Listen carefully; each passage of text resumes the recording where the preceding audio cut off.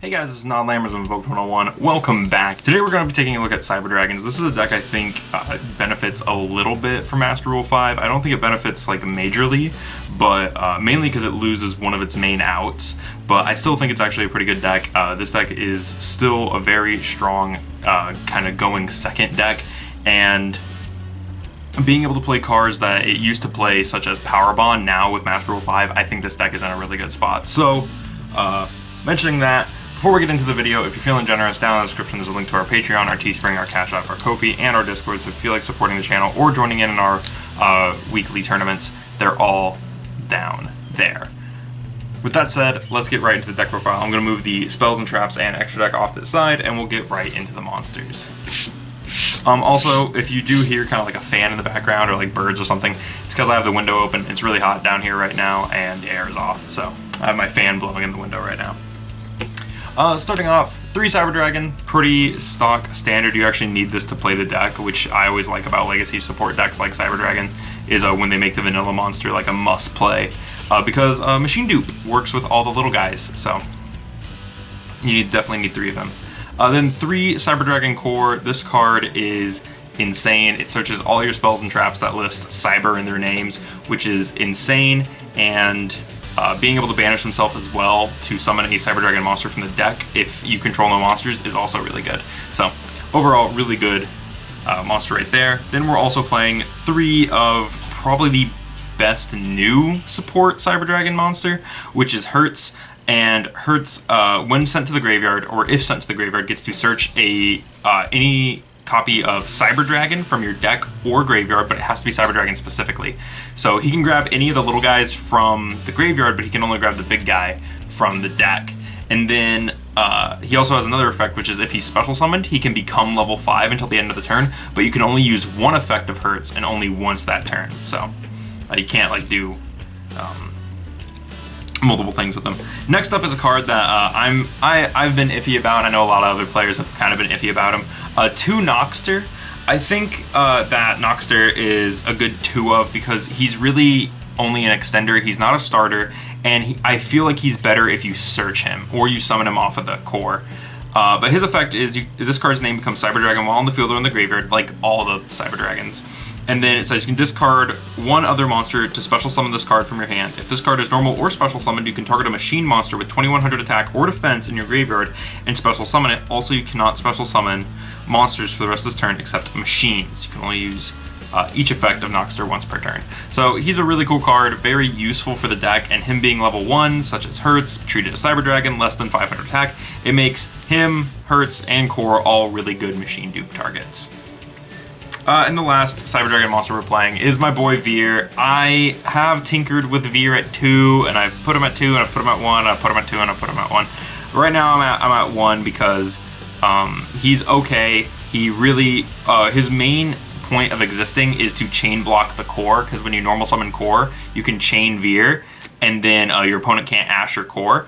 But the other kind of bad thing about him is that he makes core too big, and core can then not get machine duped. So that's kind of the crappy part about him, but what are you gonna do?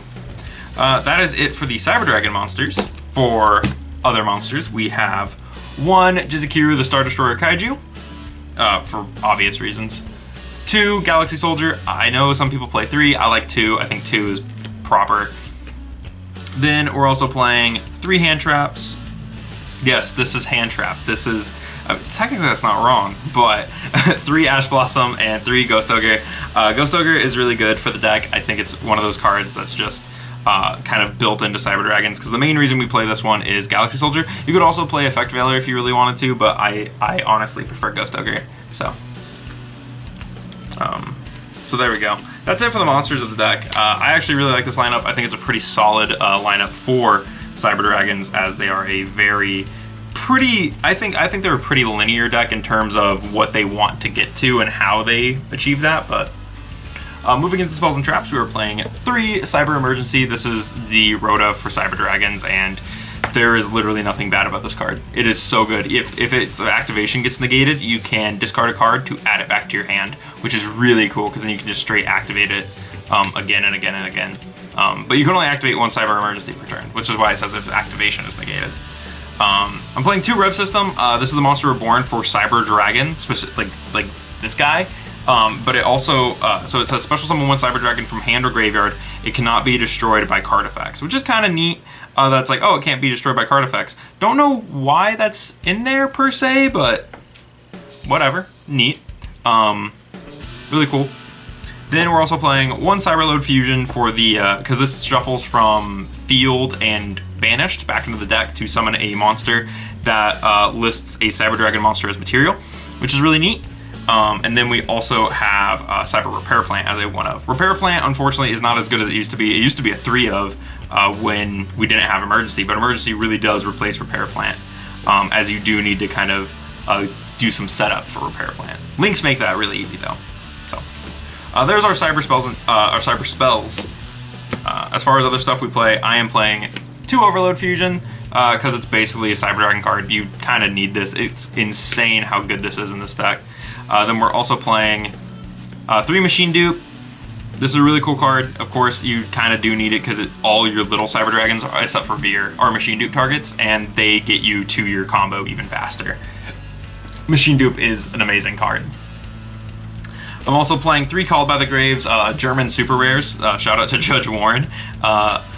And I didn't know what deck to put these in, so I was like, oh, Cyber Dragons have like a bunch of German names in them, so I play the German ones in the Cyber Dragon deck. Yeah, 3 Called by. The deck is kind of glass cannon-y, so I figured this would help, especially when, because you don't want your Machine Dupe to get Ash, so Called by is a good play. 2 Power Bond. I broke out my old Cyber Revolution Power Bonds to put in this deck because I think Power Bond is proper to play in the deck now. With the fact that Master Rule 5 is in effect now and being able to summon monsters wherever you want, Power Bond, I feel, is the perfect card to put into this deck. And the last spell card we're playing is Monster Reborn, I think for obvious reasons. I mean, Monster Reborn, it just gets you more stuff. You could just play a third, Rev System, but it's not the same. Monster Reborn is far superior. And the traps we're playing is 2 Cybernetic Overflow. I don't know if I did a deck profile where I put these in yet, so this might be the first time I'm showing these ones.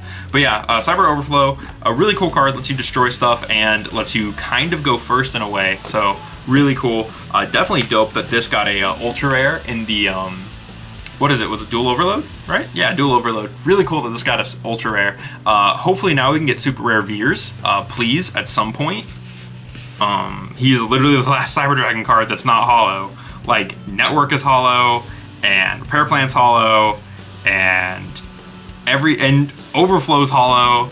It's like Veer is the only card that hasn't been hollowed out. Even their Kaiju got hollowed, which is, I don't know. Make Veer a super rare, Konami. Come on.